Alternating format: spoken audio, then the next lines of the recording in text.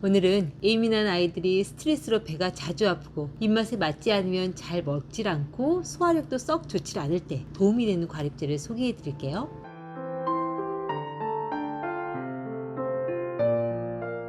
아이들이 갑자기 배가 아프다 하면 혹시 소화가 안 되나? 혹은 변을 잘 못 봤나? 하며 소화제를 먹여보기도 하고 백조 시럽을 써보기도 했던 기억이 있으실 거예요. 하지만 이것도 그때뿐. 배가 아파 밥을 못 먹겠다 하는 게 자주 반복되면 이젠 병원에 가서 검사도 받아보고 약도 먹여보며 원인을 찾아 배 아픈 게 완전히 해결되기를 바라는 게 부모 마음이겠죠. 그러나 이런 노력도 별 소용없이 병원에선 별다른 이상이 없다, 장에 가스가 좀 차있어 그런 것 같다 라고 결론 지으면 또다시 난감해지는 게 사실이네요. 왜 그럼 그럴 때마다 병원 약을 먹으며 땜빵하듯 살라는 건데, 그러기엔 그 아픈 원인을 완전히 제거해 주어 약 없이도 아이가 안 아프길 바라니까요. 하지만 부모 입장에선 다른 방법이 없기에 결국엔 아이가 배가 다시 아프다 하면 또다시 소화제나 백초 시럽 등을 먹이며 때론 병원 약으로 심한 배 아픔만 해결해가며 안타깝게 병을 진행시키는 게 대부분이죠. 그러나 동양의학에선 어디가 아프다 라고 하는 건 몸에서 병이 생겼다 라는 신호이고, 반복되는 이 신호를 고쳐주지 않으면 다른 장기로까지 병이 진행되며 병의 뿌리가 더 깊어지게 된다 라고 보기에, 사실은 아이들이 배가 자주 아프다 라고 할 때 이를 완전히 고쳐주는 건 아이들이 건강하게 성장하는데 정말 중요한 일이에요. 왜 아이들이 배가 아픈 이유가 대부분 스트레스로 간에서 담즙 분비가 약해져 때론 평소 식욕이 없는 아이가 찬 음식과 아이스크림 등을 즐겨 먹어 위와 장의 냉기가 정체되면서, 또 많은 경우 선천적으로 소화액이나 담즙이 부족하여 밀가루 음식이나 우유 등을 제대로 분해하지 못하고 자극적인 향신료와 조미료가 위와 장벽을 자극하여 비롯된 경우가 많기에 병원 검사엔 이상이 나오지 않았다 하더라도 지금 그 원인을 찾아 해결해주지 않는다면 결국 위와 장, 나중엔 간의 기능까지 약해진 상태로 성장이 되기 때문이죠. 그럼 동양의학적으로는 아이들의 배 아픔을 어떻게 이해하는지 설명이 되었죠.